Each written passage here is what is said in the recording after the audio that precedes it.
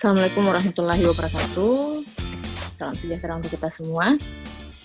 Di video ini saya akan bahas sedikit teori Reason Action ya, atau TRA, yang saya ambil dari salah satu buku. Jadi bukunya tentang health communication ya, tapi di dalamnya ada beberapa teori-teori perilaku yang dibahas yang bisa berkaitan dengan health communication. Nah, di dalamnya juga ada ya teori Reason Action itu. Jadi buku ini oleh Renata Schiavo, second edition ya, terbitan tahun 2014 kalau nggak salah. Ya, benar, tahun 2014.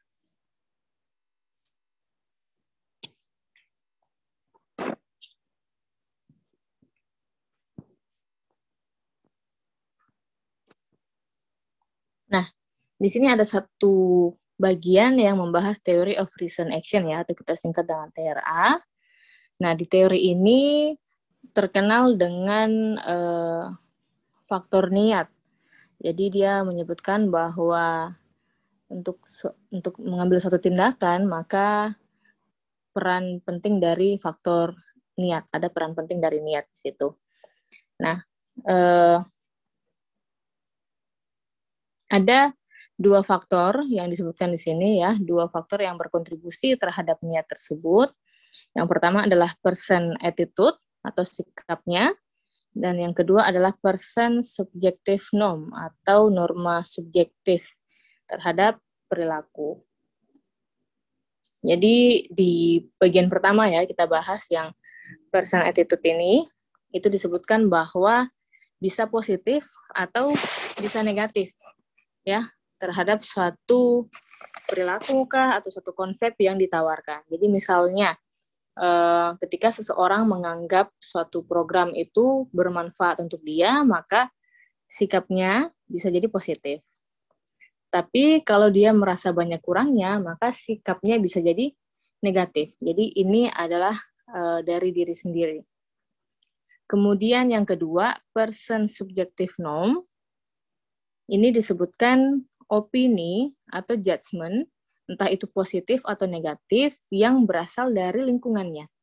Apakah dari orang terdekat, dari teman, keluarga, ya, atau bahkan dari para ahli, misalnya petugas-petugas kesehatan, begitu, terhadap perilakunya. Jadi, kalau di person subjective norm ini, itu nanti dia akan diarahkan mirip ke normative belief. Jadi, seseorang dia memperdulikan apa yang menjadi pendapat orang-orang di sekitarnya.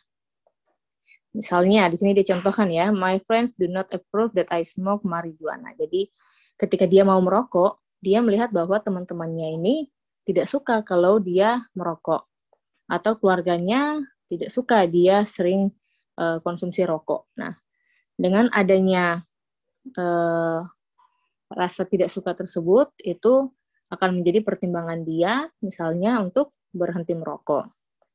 Sebaliknya, kalau misalnya ada suatu perilaku positif ya yang kita sarankan, misalnya untuk vaksin COVID ya sekarang, ketika dia melihat orang-orang di sekitarnya semua pro untuk vaksin, bahkan sebagian besar sudah vaksin, nah itu menjadi subjektif normnya dia. Jadi dia melihat di sekelilingnya bahwa orang-orang positif terhadap vaksin itu, sehingga akan mempengaruhi niatnya dia untuk mengikuti perilaku itu, mengikuti program vaksin.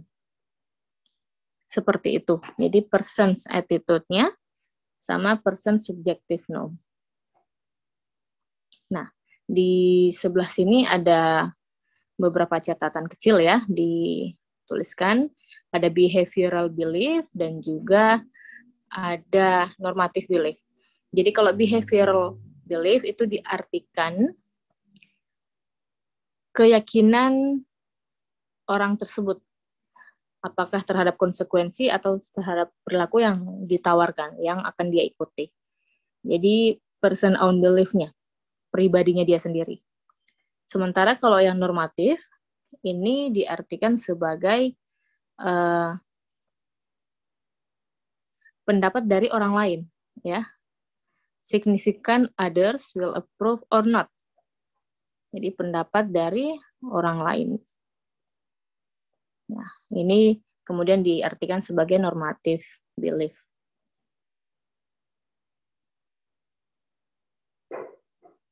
Nah, ini ya, tadi di paragraf berikutnya disebutkan bahwa attitude toward a specific behavior itu yang person own belief itu akan diarahkan atau disebutkan sebagai behavioral belief ya, yang dari diri pribadinya dia. Sementara kalau yang subjective norm itu influenced by normative belief, jadi dipengaruhi oleh lingkungannya dia, orang-orang di sekitarnya dia, bagaimana pendapat atau pemikiran dari lingkungan yang sekitar individu itu.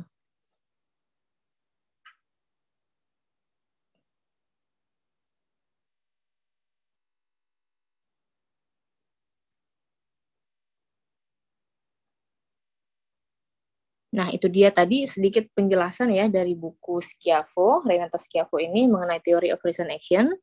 Jadi dia mempertegas bahwa pada teori ini itu dikuatkan oleh intention atau niatan, di mana niat itu dipengaruhi dari person's attitude-nya atau behavioral belief-nya, dan yang kedua dari person subjective norm atau normative belief. Semoga bisa dipahami. Kurang dan lebihnya mohon dimaafkan. Wassalamualaikum warahmatullahi wabarakatuh. Salam sehat untuk kita semua.